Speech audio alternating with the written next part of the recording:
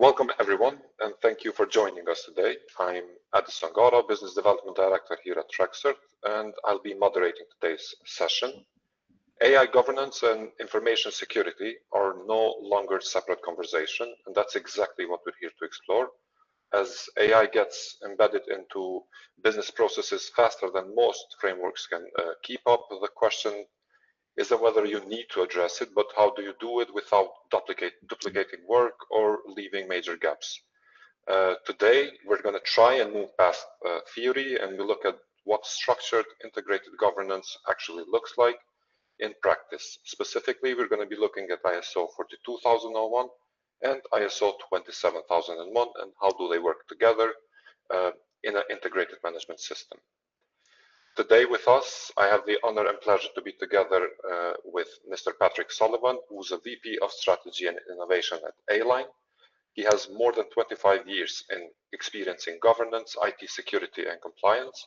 Patrick works with organizations navigating complex regulatory environments and developing practical strategies to strengthen cybersecurity and achieve their compliance goals.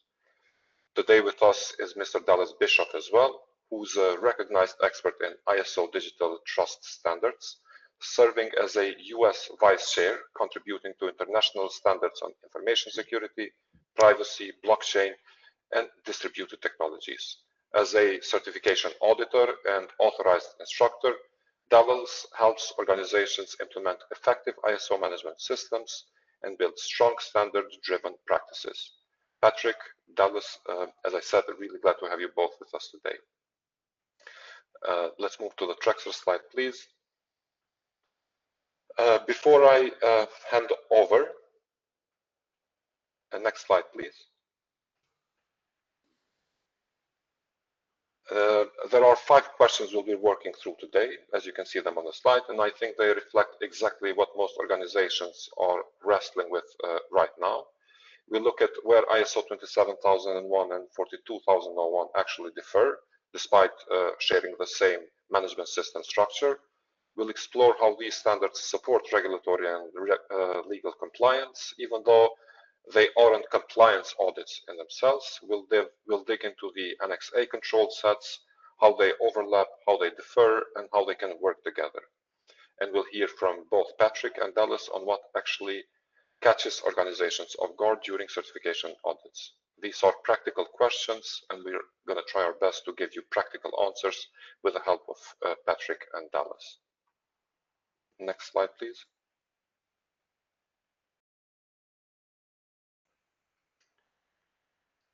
Before I hand it over to the speakers, I'm going to shortly talk about Trexert. We're a certification body for person, focusing around certifying expertise in the field of auditing and implementation of different ISO standards. Our main mission is to enhance the career prospect of our community by guiding professionals towards recognized certifications and training. Our portfolio spans through information security, AI management, data protection, compliance management, risk, audit, and more. And whether you're focused on 27001, 42001, or GDPR, we cover it as part of our portfolio. And without further ado, I'm going to give the word to Patrick to guide us through the first part of the webinar. Patrick. Adam, thank you so much. Thank you so much. And Dallas, it's so great to see you. I really am looking forward to this dialogue. Hopefully participants will derive as much value as I think I will from what we're about to walk through. Good afternoon, good morning, everyone. As you'll see on screen, I think the general sentiment and the general feeling in market and field is that AI deployment, AI innovation and deployment are moving much more rapidly than anything we've ever seen before as it relates to new technology development and deployment. In many ways, it feels like organizations, security teams, business leaders are just hanging on like a roller coaster, hanging on to see what's coming next. And we're all trying to make the best we can of where we are and where we hope to go next. To that end, we see organizations really stepping up and increasing speed to deployment through the use of AI tools, not only for code writing, which I think is the most common way of writing code today, but also in managing development projects in and of themselves. So we have AI driving code development and system development all at the same time. All the while, organizations are, not for lack of trying, but organizations are finding themselves in a position that they are creating net new processes with technology that they've yet to fully understand and therefore fully govern. Now, in parallel to that, we see in markets like the EU, where I think most of you are situated, at the very least, you're serving customers in that market. We're seeing more and more regulation come online, be they regulations, be they directives. We've got this whole pool of requirements and expectations sitting on that market that continue to drive organizations to make better decisions about not only the safety and quality of the products they're placing on the market, but in ensuring that those products are materially protecting the users that are consuming services, which is just a critical thing. Now, in that, we do see more and more risk. One of the things that we'll talk about is we get into really the differences between the goals of ISO 27001 with your ISMS and ISO 42001 with your AIMS. Is traditionally, as we think about risk from an ISMS perspective generally starts with the concept of vulnerabilities. Do we have some inherent flaw or weakness? Traditional risk-based thinking. As we shift into 42001, however, our risk tends to shift more toward the concept of harms. Is there potential for harm either to individuals, organizations, what have you, associated with the misuse or malpractice in using a particular system as it's deployed to the market? So we do see more and more businesses' exposure through that risk shifting in ways that they frankly haven't accounted for, haven't planned for, because we are moving so quickly. If we could move to the next slide. Yeah, Patrick, while we're transitioning the slides for the audience, because a lot of this presentation is how do you use them together. AI does not know how to secure itself. And because of that, you need an information security program to be able to help out. But the information security side of 27001 doesn't know how to treat the risks of bias and other algorithm things. And then one of the other big issues that we'll certainly talk about through the presentation, AI is not one thing. It has multiple flavors, different use case scenarios. And right now, at least on a governance basis, while AI has been around for decades, our ability to understand and manage some of the risks is relatively immature. And so it's going to be messy for a little while, right? And Dallas, coupled to that, the open recognition that we have at this point that AI is a socio-technical system. And we immediately recognize that we're not just dealing with the risks associated with the emerging technologies themselves, but also the people that are using those technologies and how they're using them, which adds even more novelty, even more variation to the number of things that we have to consider as risks as these systems go live in the market. So it's an interesting time. That's absolutely right, Patrick. And in our conversations about systems thinking, one of the core axioms with that is today's solutions are tomorrow's problems. So be careful how you build. Yes, be careful how you build. Just a moment ago, we talked about some of the regulatory pressure. As you all think about digital decade, we know a number of regulations, again, directives have come online. Some of the things that might be top of mind, if they're not, they likely should be. The EU AI Act. But we do know that the AI Act is written in such a way that there is a risk lens, if you will. We do have an opportunity to think about things, system deployment in terms of providers or deployers, and then in terms of risk, minimal, limited, high, prohibited use are really not largely part of conversations today because the enforcement deadline, that is, for prohibited use systems has long since passed. But with the AI Act, what we see is that organizations are really struggling to understand, first of all, their risk classification. Based on the system I'm deploying, where do I actually fall in these risk rankings? We do see organizations, as they think about classifying themselves, choose to be a little bit more conservative. No one wants to be high risk. The reality is many systems, based on the definitions as laid forth in the Act, many systems are high risk and therefore carry a higher burden of proof for product safety as that product is placed on the market. So we've got that pool of pressures. Next, for financial services organizations specifically, and service providers offering services to those financial service organizations, we have DORA. DORA can mean a lot of different things to a lot of different people depending on where you sit because of the national wrapper. I call it the national wrapper problem. It likely should not be characterized as a problem, but we do have variation, differentiation, member state by member state, and expectations for DORA. So we've got these national wrappers that sit under the hood of DORA that become the lens through which financial services entities have to look at the regulation. But more importantly, for service providers, for those financial services organizations, largely their requirements will be given to them through the financial services organizations that they serve. And so though financial services organizations have a regulation to look at, what service providers have to look at are contractual obligations through the formal relationship with those financial services providers, which means organizations are having to take a very, very hard look at those things that they're committing to contractually. And those very same organizations have to keep a register of information, it's called, of the ways in which they can execute and communicate should some sort of novel event happen that requires communication. Again, not a new concept, but for many organizations that have set outside the bounds of those requirements in the past, you have to be preparing yourselves today. What we'll see is that ISO management systems, in this case, particularly ISO 27001, provide a great skeleton to ensure that those processes are in place, operationalized, and then continually improved over time.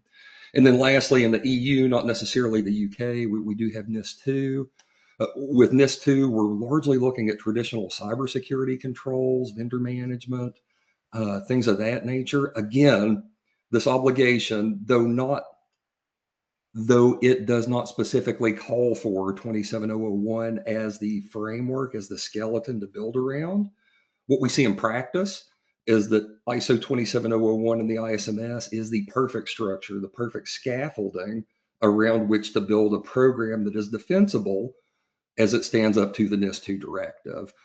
Again, a lot of words to say. What we see as we continue to think about those regulatory pressures that sit on your organizations is if we take our eye, at least initially, off the controls, off the intent of the regulation, and think about implementing core processes, core systems that allow us to be successful, meet the needs of our stakeholders, what ISO refers to as our interested parties, largely then we can extend out to meet the specific needs of each of these regulations and directives in a meaningful way that fits the context of our organization.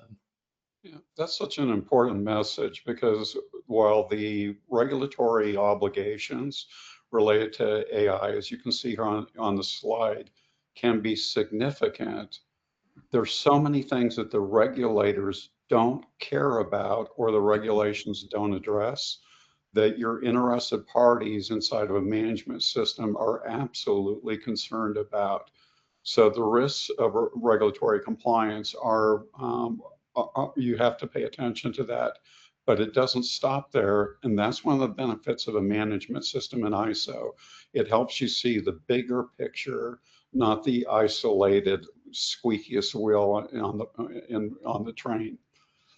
And Dallas, just one more thing before we move on. What I love about the concept of interested parties or stakeholders is the idea that they exist both internally and externally. And so, we talk about management systems as a way to build repeatable processes to defend against external requirements. In reality, for me, the key benefit of a management system is that they allow organizations to meet their own business goals in the most efficient path possible. Definitely. Next slide. So governance gaps organizations are facing, and on screen you'll see a few different scenarios. In reality, the scenarios are innumerable at this point, but a few different scenarios in which organizations find themselves and their relationship with IT or AI systems today. First scenario 01, we might refer to as shadow AI. We're inside your organization. We have teams or individuals deploying AI tools in a way to maximize the value that they can create, in effect as leverage to do their jobs more efficiently so that they can get more done. This is a really noble approach in most cases. I do not think that people or teams that are deploying AI in a shadow way in any way are attempting to be nefarious. At the same time, it creates a number of blind spots and a number of risks, a number of problems for the organizations in which shadow AI is predominant. And for those of you that are listening, I would say shadow AI is happening in your organization today, flatly. And I know that's a broad statement, that's a generalization, but it's one that I feel comfortable saying. Next, in scenarios 2 and 3, we kind of see scenarios that vary by degree, not necessarily kind. In risk not integrated, we have perhaps approved AI systems or tools being used by individual teams solely for their purpose. So we have teams that have recognized the value in some AI tool or system, again, that are setting out to innovate, create value in some way, shape, or form in a very isolated, very siloed way. And while this might be a step better than what we saw with shadow AI, we still create problems for ourselves because we aren't thinking about AI governance and management in both a systemic and systematic way. Ultimately, we create imbalances in the organization that, again, continue to open us up and subject us to undue risk, either internally or externally. And then lastly, ownership unclear, wherein we do have approved AI tools, but we don't necessarily have accountability. We think of traditional RACI charts. I mean, that's one visual that kind of brings this home, wherein we have approved tools for use, but there is not a single buck. There is not a single place in which the buck stops.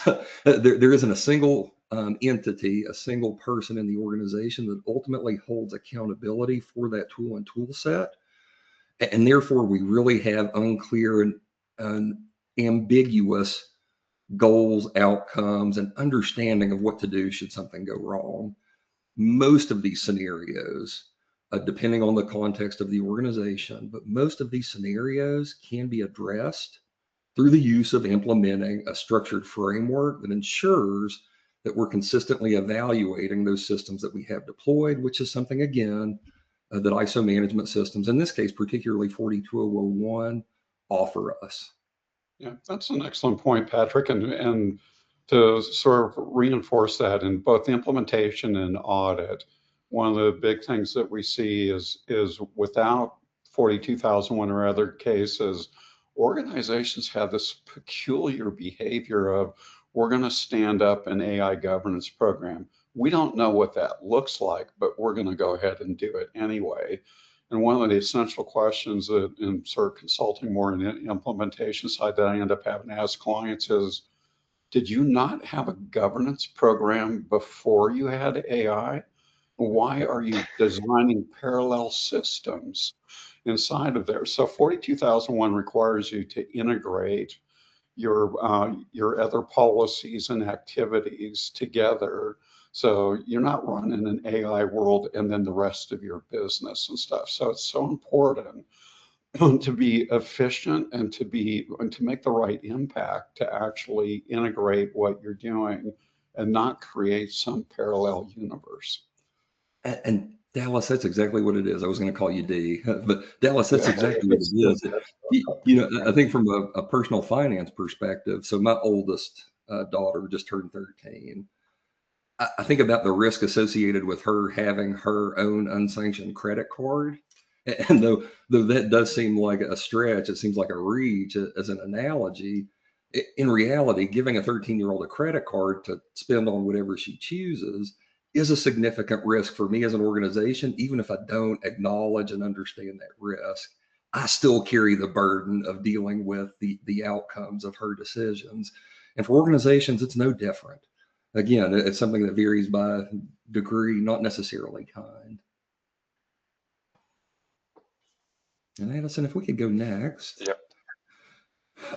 Moving beyond traditional governance. And so what you'll see is, first of all, to acknowledge that there is a debate in semantics, the difference between governance and management. I'll tell you, there absolutely is a difference in the focus of governance, a difference in the focus of management. Are management systems simply management tools? Yes. Do management systems step into the area, the brackish waters, to also offer governance capabilities? When we consider that governance is really a core set of three processes: evaluate, direct, and monitor, or evaluate against known good standards, direct, set priorities for where we should actually be focusing and moving next, and then monitor, continually monitoring our outcomes to ensure either corrective or reinforcing feedback is applied to what we're seeing happen in the real world. Those three stages of governance absolutely are brought to bear through management systems like ISO 42001. So though I do use the term loosely, I don't find it a stretch to call 42001 a governance and management system. To that end, as we think about evaluating, directing, and monitoring AI systems, there is some uniqueness in AI systems that makes them different than traditional IT systems. We'll see some of those on screen. I think first and foremost, we recognize at this point, particularly as it relates to generative AI, outcomes are stochastic. They're kind of all over the place. We might put in scenario A to a tool, get output X, put in the same scenario A to the same tool, get output Y at varying times, which can be absolutely maddening. But once we understand that that in fact is the case, we can implement mechanisms to ensure that we're operating within defined parameters, not looking for a specific landing zone, not a specific bullseye. As we talked about earlier, as we think about AI systems, we do need to think about risk-based outcomes, not necessarily traditional vulnerabilities and threats. The old model of risk is vulnerabilities or inherent flaw and weaknesses multiplied by likelihood and impact. Those kinds of things go out the window just a little bit as we do think about risk associated with AI systems, because we do step more into other types of harms. Dallas mentioned bias. That's a very, very common hook to hang our hat on as we talk about differences. Validity. That's another area of concern as we think about these models. Even if they are not producing disparate outcomes as an output, are the algorithms themselves even valid in the information that they're giving us? Significant concern. And then the last thing, the lower right corner of this quadrant, secure systems can still be harmful. This is absolutely critical to understand. Again, as we think about risks associated with AI, particularly bias, there is at least one significant example of a US-based HRIS, so a US-based HR platform that has been certified against ISO 42001, has been the poster child for the NIST AI risk management framework as it relates to implementing good practices for governance and management of their AI lifecycle. At the end of the day, they're embroiled in a class action lawsuit today because their outcomes still showed significant signs of bias. And so the system can be designed perfectly if we aren't actually setting thresholds and metrics for what we deem as acceptable and appropriate as our outcomes, and then monitoring those. We still set ourselves up for significant risk as our system interacts with the market, plain and simple. Here's a core underlying message that'll be useful for folks that is not well understood. AI literacy is generally the term that's used with this, but a number of the things that are identified that become problems inside of organizations are mistakes that have been made with AI before. And we're so busy trying to learn the technology without understanding some of the behavioral issues and stuff. So I've got a PhD on staff in AI that's been doing it for a long time. I talk to him about some of the stuff that pops up in the market. And he so frequently tells me, Dallas, we made that mistake 30 years ago. Yes. So, so the propensity to go dive into and basically learn on the fly with AI, organizations would be very smart to try and study what's been the history of problems and avoid those before they create them. So, and that's really a lot of the stuff that we see in audits right now. And some of the problems with the organizations is that they have predictable mistakes that we come across that had they understood the technology better, because a lot of their staff has been doing AI for what, maybe like 18 months. Right. You know, they haven't had the opportunity to learn the mistakes. So if they could spend more time in trying to get immersed in exposure on past issues, it would help them avoid some of the things that they're building right now. And Dallas, to your point, I do think that we assume that because mistakes have been made in the past, that we've learned from them. For listeners in the U.S., back in the 70s, 80s, there was a basketball program, a college basketball program at UCLA, led by really one of the most respected college basketball coaches of all time, John Wooden. And so story after story about John Wooden didn't center on the success he created through those teams. It centered on his hard focus on ensuring that the fundamentals were understood and executed well. And in fact, you'll see reference to him starting the first practice of every year by instructing his players on how to tie their shoes appropriately. And that sounds absolutely ridiculous.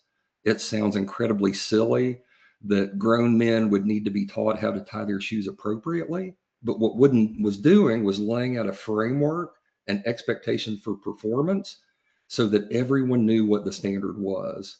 Once the standard is accepted and understood, we can build by layering in additional milestones to grow a group of people to the place that we need them to be successful in the system that we've created.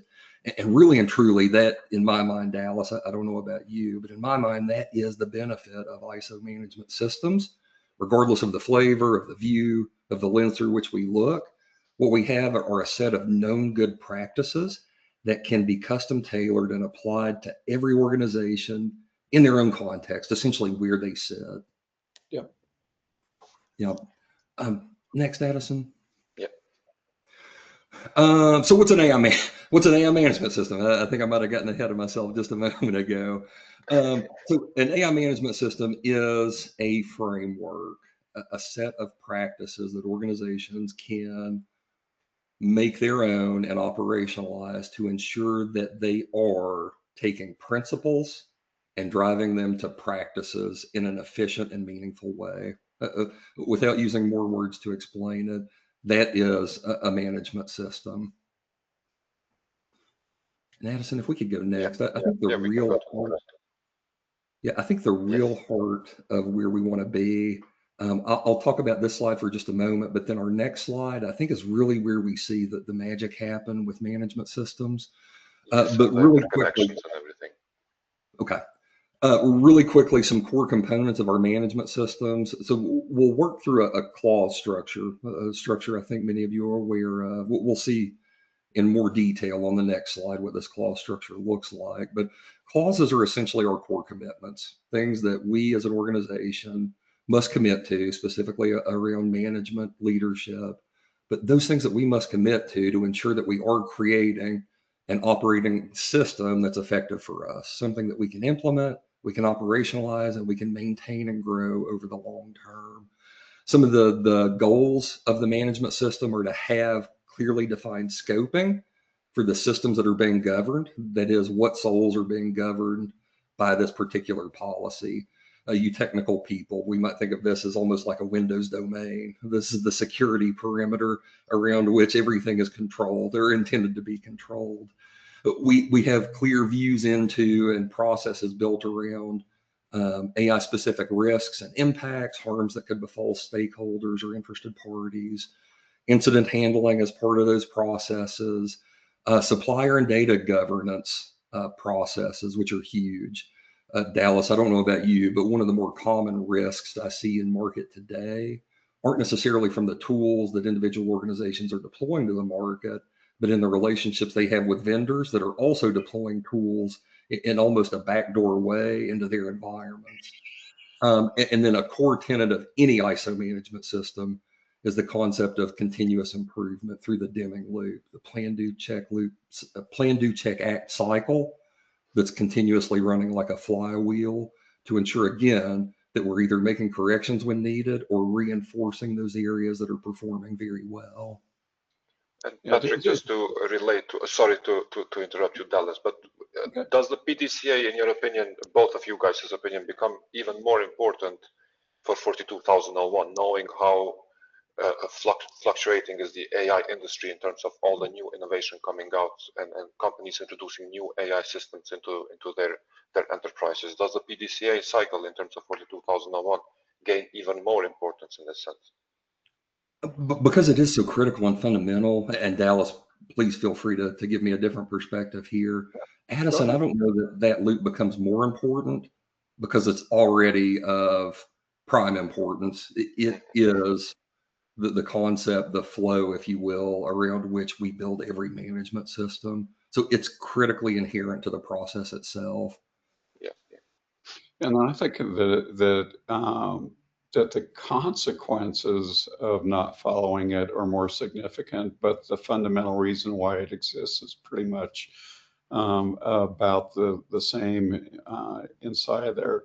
And most of the mistakes that I see related to it is when you move from plan to do, which is clause 8, the operations section, is that organizations move into do in an undeliberate fashion.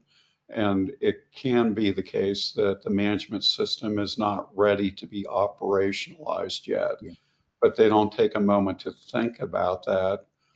So they've got, here a quick example, they've got an operational system, but the Annex A controls aren't implemented and validated yet. And so they're quite likely to see in check, which is clause 9, that they've got problems that they have to solve that they weren't sort of proactive about getting on top of to start with. And then Dallas, to your point earlier about this being an integrated system, in each of those areas, we have unclarified risks that actually need to be run through our risk management process so that we can implement appropriate controls. And so there's an integration throughout the standard that requires organizations that do this to do it well. Yeah, and on the supplier data governance thing, probably one of the big differences I see is for a lot of organizations, depending upon their AI roles, which we're going to talk about here in a second, they are acquiring what are effectively black boxes. And it's very difficult for them to understand prior to putting it into operations some of the issues and stuff that they're going to run, because they can't see into things like how was data quality managed and different issues and stuff that are associated with it. So they get the system from a vendor, put it into operation, and then they see the behavioral problems associated with it after the fact.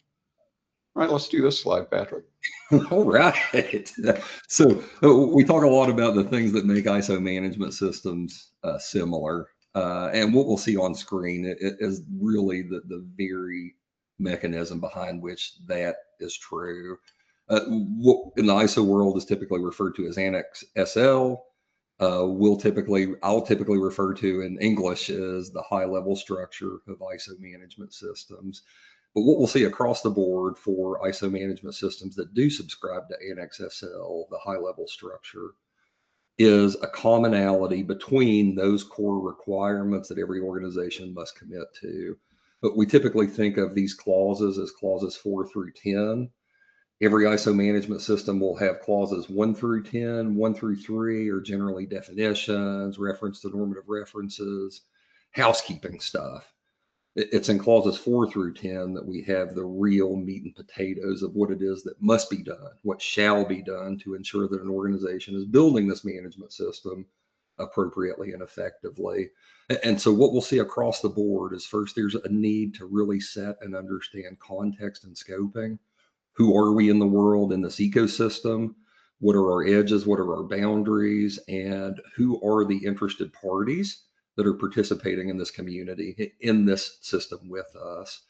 Clause 5 leadership generally centers around leadership making commitments and issuing initial policy and issuing their initial statement of, these are our expectations, this is how we shall behave to participate in this system.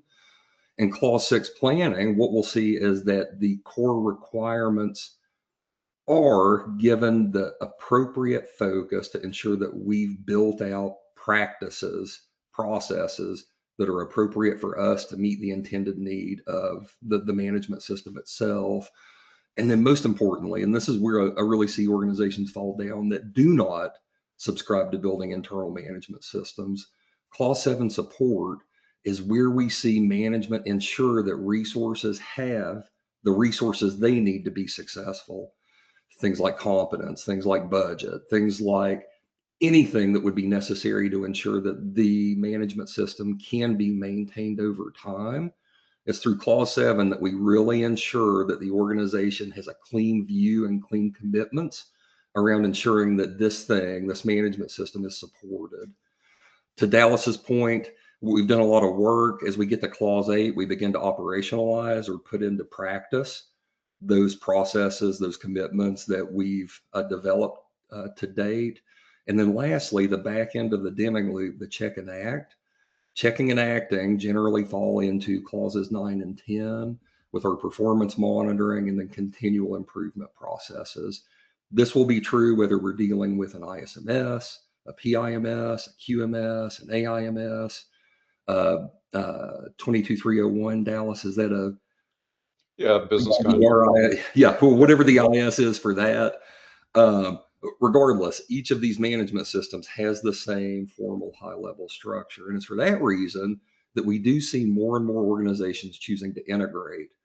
Integration offers a number of benefits this way. Go ahead, Dallas. I was saying because that gives you the opportunity to glue the management systems together because they have this common structure. Because so they do. What sort of enables it. That's it. And by looking at our various commitments through these various focus areas through a common lens of an integrated management system, we have an opportunity to pick up on areas of commonality, areas that we can find clean efficiencies.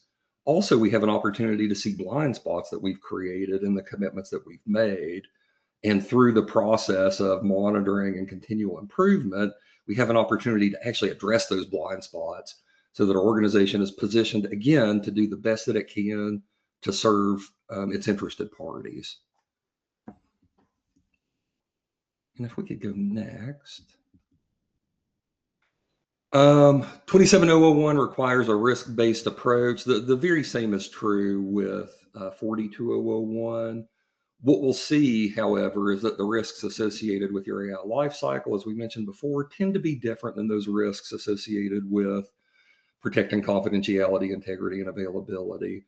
This is another area, and Dallas mentioned this up front, but this is another area where integration of 27001 and 42001 becomes so important, because it's one thing to look at the risks associated with our AI lifecycle and potential harms that could befall interested parties of these systems, but we would be totally blind not to also consider the cybersecurity risk associated with these systems. Just because AI is sociotechnical, that doesn't mean that technical risk is completely washed out of the conversation.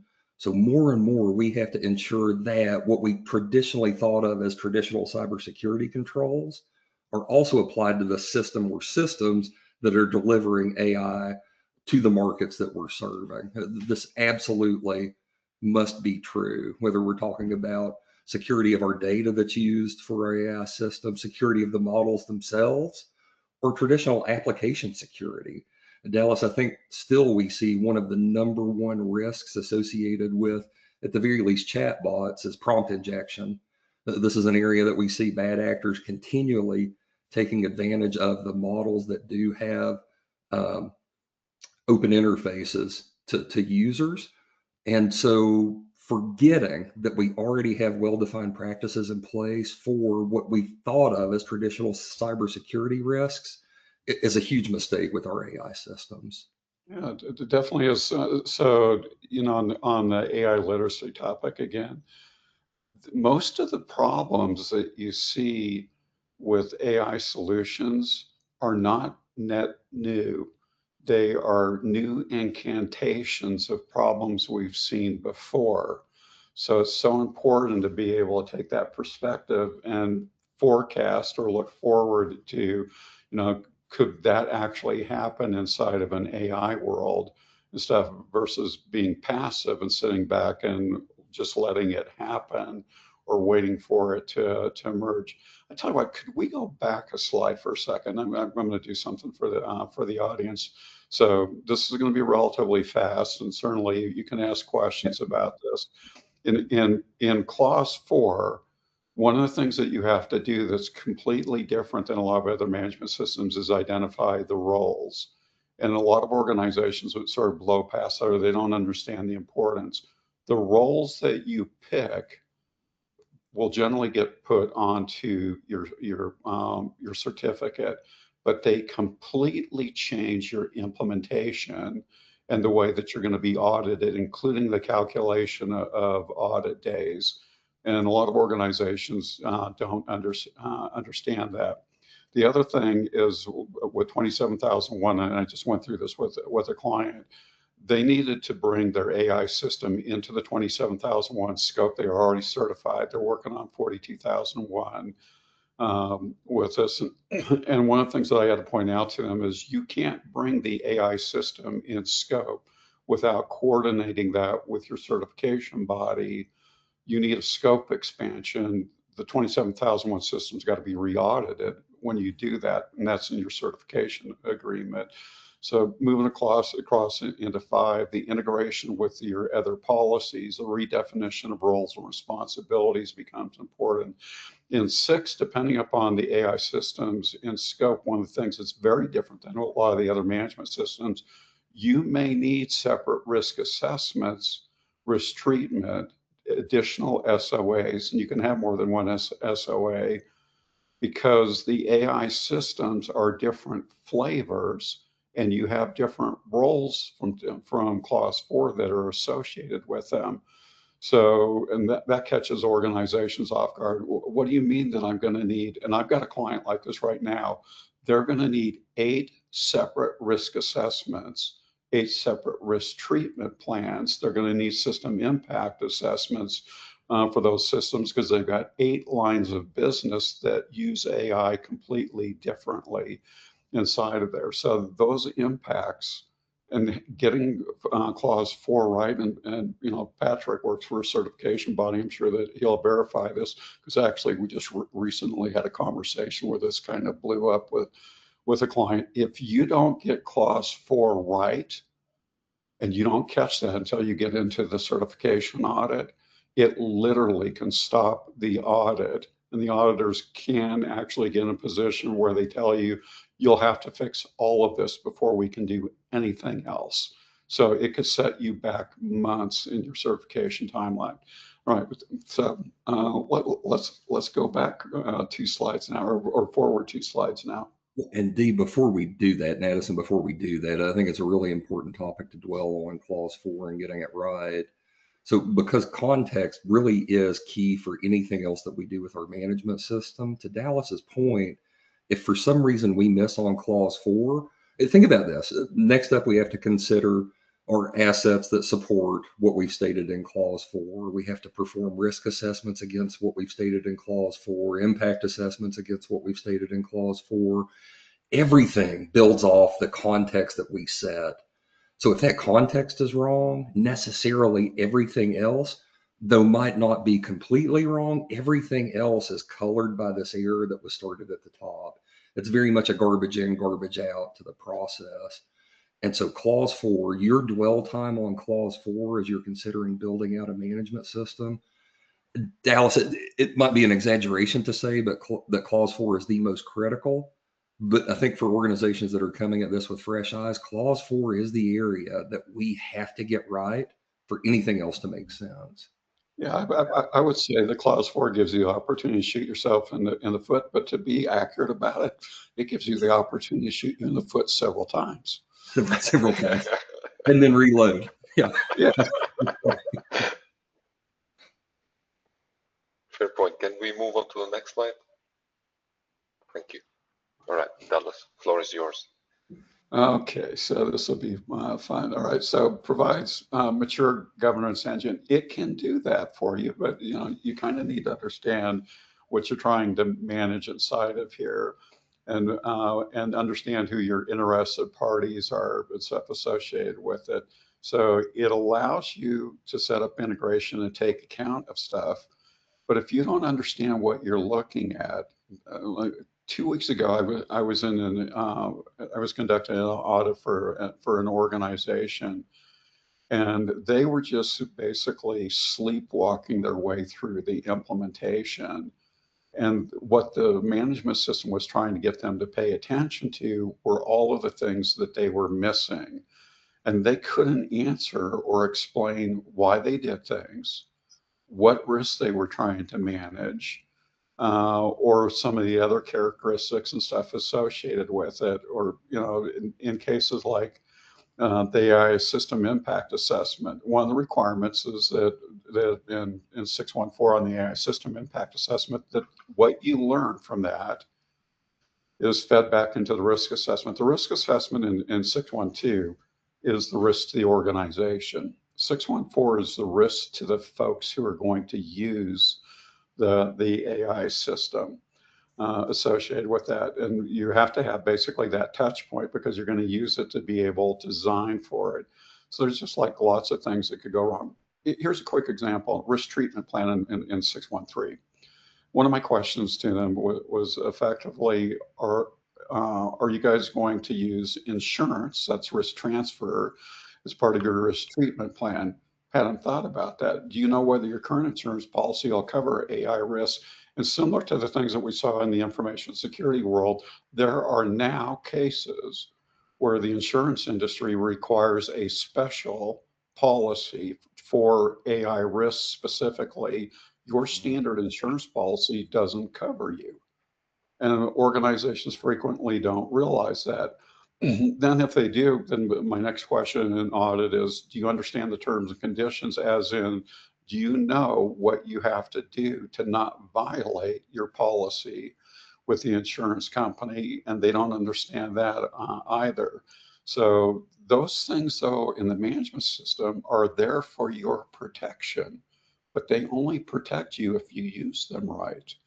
So it's really important to have sort of that context. So we'll talk a little bit more about some of the alignment stuff, but 27001's got its perspective, and 42001 has sort of parallel things, but they're not exactly the same. They have the same intent, but they have a completely different perspective that we're looking at. So some of the integration tricks and stuff become kind of interesting to see. Let's go ahead and move to the next slide, because I know that we're coming up on the Q&A session. I bet we're going to get lots of questions and stuff associated with this. So inside of here, trying to get approval on the AI governance policy and defining life cycle controls and approvals. Here's one of the things that happens with the role stuff.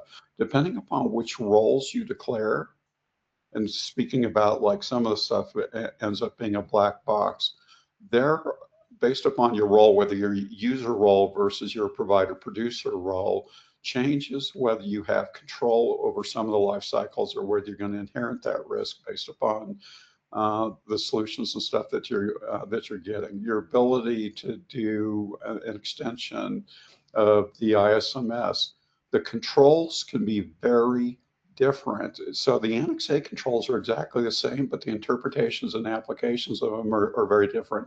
Here's an interesting problem that a lot of clients, and I just had this conversation with a big client yesterday. We were discussing incidents, and I asked them the question, effectively, have you guys modified your incident management program to be able to account for AI risks? And the response I got back was initially was, Dallas, we've been doing incident management for a decade. Why are you worried about this? Because I've been working for a decade. I said, well, here's an interesting thing. You can have an AI incident that's a service incident. You can have an AI incident that's also an information security incident. You can have an AI incident that is both, but you can also have an AI incident that is neither, and that caught them off guard. I gave them an example. The open AI chatbot scenario where the chatbot talked the kid through suicide, that is a legally reportable incident that doesn't match up against any of your established incident management stuff. So before I continue, I absolutely recommend that you use exactly the same process model. And if you don't know which one to use, I'd recommend that you use the NIST 861 incident management stuff, because that's what your cloud service providers are using also inside there. But then you got to figure out, how do you actually do urgency times impact Is a hallucination technically an incident or not? You're going to have to answer those questions for yourself. And then impact, the urgency times impact creates your prioritization level. You're going to have to build an incident management approach for your AI stuff. And those are complete blind spots that organizations, I'd say like 8, 9 out of every 10 clients that I work with, they've got those types of problems. So they just look at the controls and think the same thing with the SDLC control. In 27001, the 8.825 control on SDLC is how you integrate security into your SDLC. It doesn't fix the rest of the stuff. And there's a whole collection of SDLC controls, both for the system itself and data management in the A6 and A7 areas inside of 42001, that to understand that properly, you're going to need a copy of ISO 5338, which will explain the whole life cycle. And here's a real fast version of that. AI systems and verification and validation have additional things that you'll have to do, like bias testing, that don't show up in your regular SDLC because your other systems don't have bias problems. Post-production, your SDLC capabilities have to have the ability to watch, because you're using machine learning systems, and this is part of like model drift and stuff, that if you're not careful, what the system is doing today is not acceptable, even though it was yesterday. And you don't see those post-monitoring SDLC phases like you do in an AI system. So again, the types of problems that you see with different type of organizations, they want to take their traditional transactional model SDLC and use that to protect themselves. The SDLC phases are representations of risk. And to manage the risk, you've got to actually have the right SDLC in place. So let's go ahead and move to the next slide then. And Dallas, if I could, while we're transitioning to your point on incidents and identifying those incidents, remember we started off this session with an open acknowledgement that most organizations that are participating in today's webinar are burdened with multiple external regulation that have requirements specifically around incident response and notification. And so if that is you, which it very likely is, please listen to Dallas's words. They are critically important. All right, so let's see on reuse, extending, and annex. So policy management stuff, I'm not seeing a lot of problems in how organizations are going about that. The risk management process, whether they're accounting for it with the different systems properly, how they're dealing with the incident response, supplier due diligence, and trying to account for those, they have an opportunity to shoot themselves in the foot associated with that. But then when you start getting to things that are different, so the system AI impact, or the AI system impact in 614, is a completely different animal, and we're generally seeing significant problems. The organizations are so unfamiliar, and there's so few templates, and folks that have actually done this, they don't know what right looks like. They don't understand things like model validation or basically drift and how you monitor stuff associated with that. And then they've got new use case scenarios that they've never seen before, and training and model card problems stuff. So there's lots of opportunities to actually have some challenges and stuff associated with it. And despite all the reasons why you should integrate the management systems together, there are things that 27001 cannot do for you. And so you're going to have to make sure that you try and read from the marketplace exposure, how has this gone wrong, or what type of a problem, or how big of a problem is it. Let's go ahead and move to the next slide then.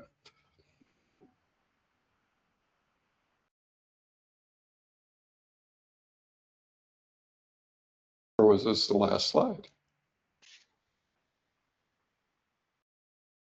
We have a couple more to go. Okay, yeah, I thought there was a couple more here, so I didn't think this was the last one. Went by quick. Yeah, that's we were all talking about that in advance. So it's an hour, and we're trying to cram 3 hours worth of content into 1 hour because there's just so much to talk about inside. So this is a reasonable approach inside. The management system doesn't necessarily stipulate this, but these are all good ideas. Understand what your use cases are, because it changes the regulatory impacts and stuff that are associated with it, and the influences of bias and whether they're high risk systems or not. So trying to understand what you're going to try and do with it, what the data sources are going to be, and whether that actually meets your needs. And then model development or procurement, because again, a lot of times you're buying a black box. I'll comment real briefly for everybody's benefit. There are a number of model providers out there that have ISO 42001 certificates, and it makes your certification easier if in response to an auditor, when they're asking you, why do you believe that you've got the right controls over the third-party products that you're buying? If that's a 42001 certified solution, they can give you credit for the fact that that product is certified. And so that's part of how you're managing your risk with black box solutions, is that's been through 42001 process. So, and the auditors are allowed to actually give you credit for that and not have to go back. And so Microsoft Azure AI Foundry, OpenAI, ChatGPT, Copilot, Anthropic, a lot of those platforms have 42001 certificates, and that gives you more confidence that you're sort of well positioned there.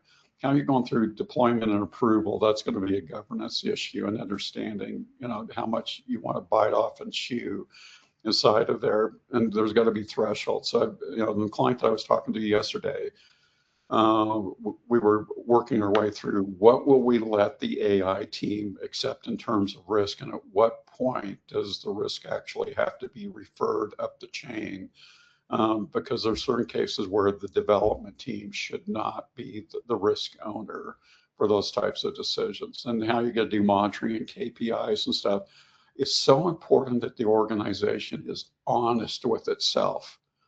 If you've got an approach where after a year with an AI monitoring that nothing has actually triggered a response or corrective action, you're not paying attention. That's a problem.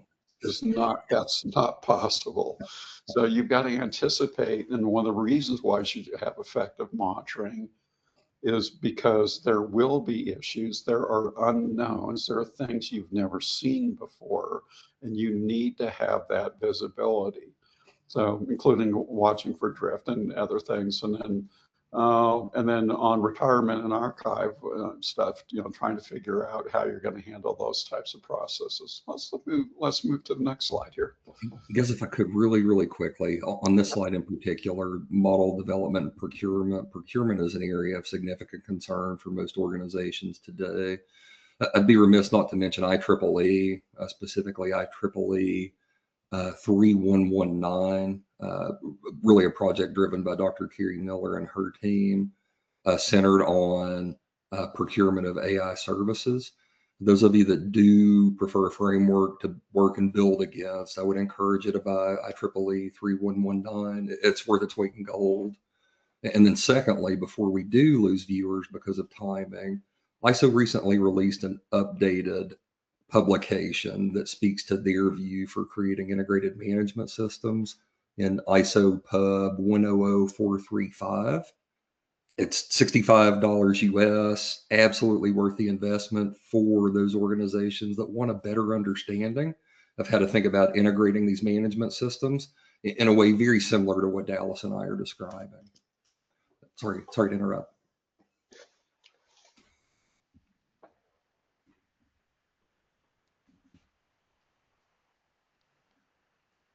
Unified evidence library. That sounds like a really good idea.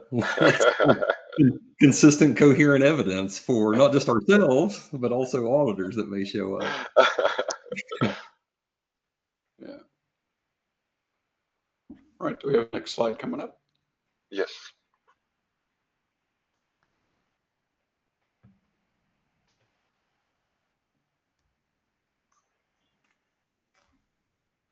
And this is the almost final slide, Dallas. All right, so I'm doing okay on time, so.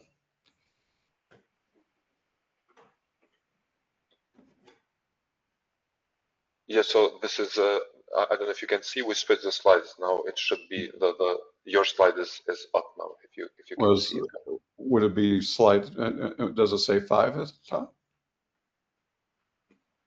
Yeah, because that's not what I've got. I'm still on the last slide. Okay, then we can switch to that slide, please.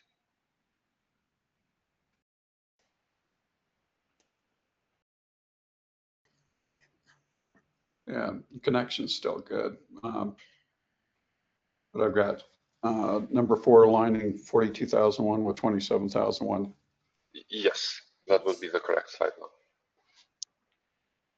All right, so all right, so yeah, now it switched for me. All right, so path 1 with 27,001. So reusing the governance core and stuff associated with it. If you're just going to start out with 42,001, and you don't have to use 27,001, but here's something that the standard doesn't tell you that's important. In stage 1 of a certification audit, the auditors are required to determine whether you have an appropriate information security program. And they're going to ask you, it does not have to be 27,001. You could be using relatively anything. It just has to be appropriate for the approach. So if you're going to put 42,001 in place with 27,001 either at the same time or basically reuse the platform, and a lot of organizations are in that position. They've got a 27,001 certified. As I was saying, we went through a scope expansion with one of the clients not too long ago. And we did have to basically revalidate the controls. The controls were implemented to protect the systems that are already in place.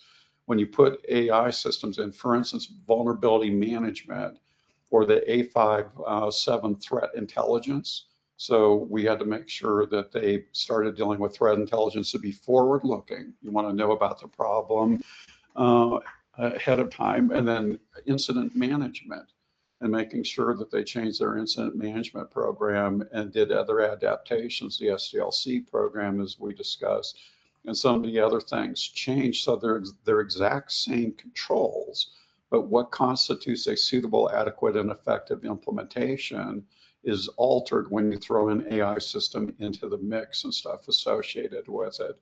So on the right side, on path 2 without 27,001, so, you know, and for certain organizations, they're sort of learning about management systems from scratch. Congratulations, you've just picked the most complex ISO management system that exists to learn off of. You win, yeah.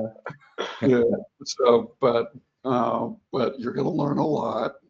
I would recommend that, and one of the services that we provide is we highly encourage the clients. At the end, you've got to own it and you've got to run it, and you're going to have to explain it to your auditors. So we've got basically a support package that we've got available with clients about, we'll tutor and mentor you, do reviews and stuff along the way, make sure that you're doing stuff, but we want you to do as much as possible. You know, aside from some of the traditional areas where clients really need to have assistance, if they've never been through a formal risk assessment process, to do that right, not just to get through the audit, to protect your organization, you probably need an experienced risk management person. Because here's the reality, controls are always going to cost you money, and that's what Annex A is. To make sure that you're getting the right value for the expense of the controls, you need to understand your risk properly. And, you know, and generally what we'll see is 2 things. 40% of the clients that I deal with basically underscale or underestimate stuff, and they don't have the right implementation. But the other 40% out of 100 is because they're so intent on doing it right, they completely over-engineer their system, and it raises their operating costs. It slows down the certification timeline, and adversely impacts them on a long-term basis. So only about 20% of the folks that we see, especially on audit, that basically got it right. But that 20%, they either have somebody on staff that's used to working with an ISO management system, or they used outside talent to help advise them. So on the over-engineering side, the auditors are not impressed. We don't really like it when we see an over-engineered system like that. And here's the sort of a news flash for you. There are no gold stars on an ISO certificate. So there's nobody's going to get impressed about that. It just gives us more things that we've actually got to account for, and it raises your audit risk. If you say that you extended your management system, and you can do that in 751B, you can identify these are extensions of my management system. When you do that, and there's legitimate reasons to do that. For instance, a quick example, a risk register is not required by an ISO management system. None of them require that. But if you do that because you believe that that's valuable or necessary, it is auditable. If you say that you're going to do something with it, you have to demonstrate that to the auditors. If you don't do it because you were trying to impress the auditors with it, we're going to have to write an audit finding. And now you're going to have to go remediate it. So there's the gold star philosophy about, and never tell the certification auditor that you think you've got a perfect system. They don't have so, otherwise you get certified once and you'd be done with it. The reality is a management system is going to drift. And one of the questions as a certification auditor that I sort of ask is, when I walk out the door, what do I think I'm going to see next year when I come back?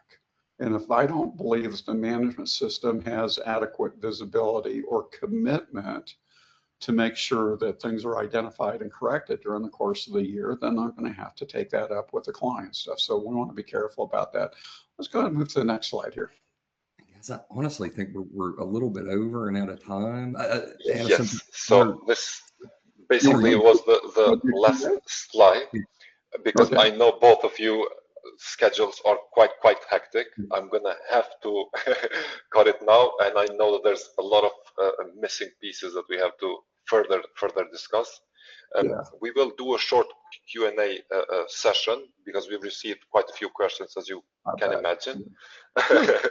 And we had to select a few of those questions. Before we move to questions, I just want to reiterate that for anyone who's interested to go through and validate their expertise and get certified for ISO 42001 or 27001, personal certifications that is, can reach out to us at TrackCert. We offer certifications for lead implementer and lead auditor. On the other hand, if anyone needs expertise around certification of their enterprises, we have Patrick here, so feel free to reach out to him on LinkedIn. And we also have Dallas for any topic ISO related, but ever so knowing, please feel free to reach out and connect with both of them. It's so important for folks to put their staff through training. Yes. So they understand what they're doing, both to be cost effective with their implementations, and then to have credibility and stuff when they're talking with the auditors. So that's one of the early things that I'm looking at in the start of certification audit is under 7.2 on competency. Has anybody been through training? And there is some evidence that has to be presented as well. And I think organizations usually struggle to present that evidence. They do. Yeah, and just to tie this together for the audience, so the group that you have here between TrackCert, Process 360, Align, training is necessary but not sufficient to ensure that you're successful in building your AI management system or ISMS. Definitely. Really, what you need here is more than training. You need expertise and experience, and that's really where Dallas and Process 360 thrive. As you can see, Process 360 is an organization that you can trust to do things well. Yes. On the back end, organizations like Align, certification bodies or conformity assessment bodies, depending on your preferred vocabulary, we come in once the finished product is done and ready to be evaluated in a very independent, objective way.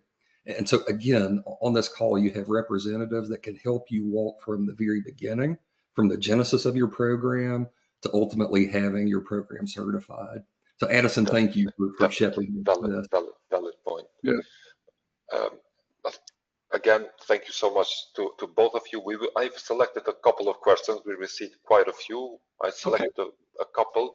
So how should an organization transition its risk assessment team from identifying technical vulnerabilities, according to the ISO 27001, to evaluating probabilistic outcome-based risks like algorithmic bias? This was one of the questions which I thought was interesting, and I thought it would be good to discuss, because I think it's a concern that's shared generally by a lot of experts. Yeah, and I think for me, it would start by expanding the scope of that team. You know, as we think about traditional risk, it's really easy to run vuln scans, to think about the assets we have and relative asset value. And it's kind of straightforward to do that math. As we start thinking about potential harms associated with AI systems and real AI risk, however, we do need additional perspectives to ensure that we're thinking through the true list of harms based on the use cases we have deployed in our context. So first and foremost, I would say it becomes really, really important to think about expanding the team that's evaluating the risks that have been identified.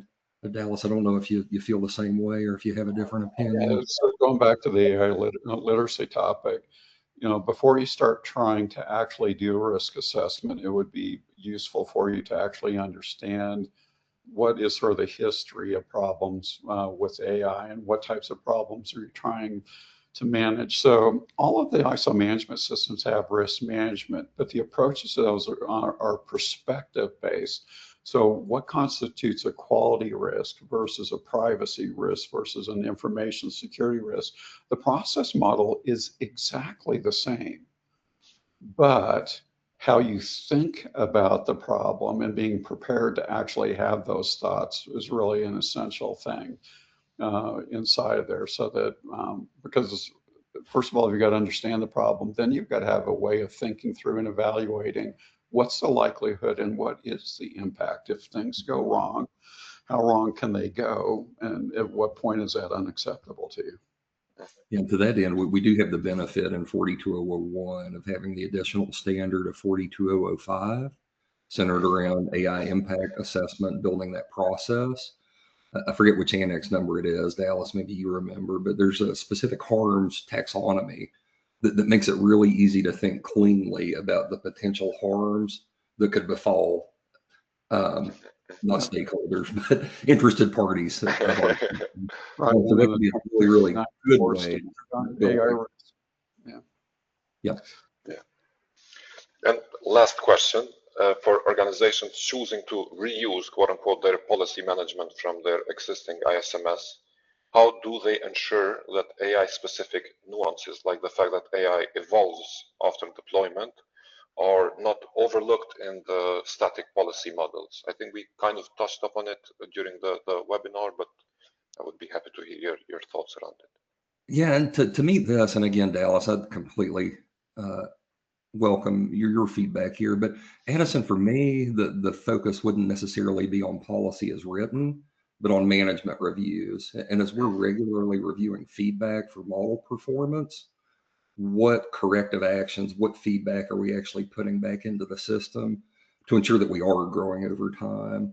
You know, when you think about drift, when you think about the intent of the management system, which is to continually change and evolve, for me, I'm going to be more keyed in on those areas that show continuous growth, continuous change, and collecting the feedback that's necessary to ensure that we're growing and changing the right ways. Yeah, here I'll provide the following perspective. A long time ago, I had a really great manager who told me, Dallas, the things that people are talking about are not usually the things that will severely bite you in your backside.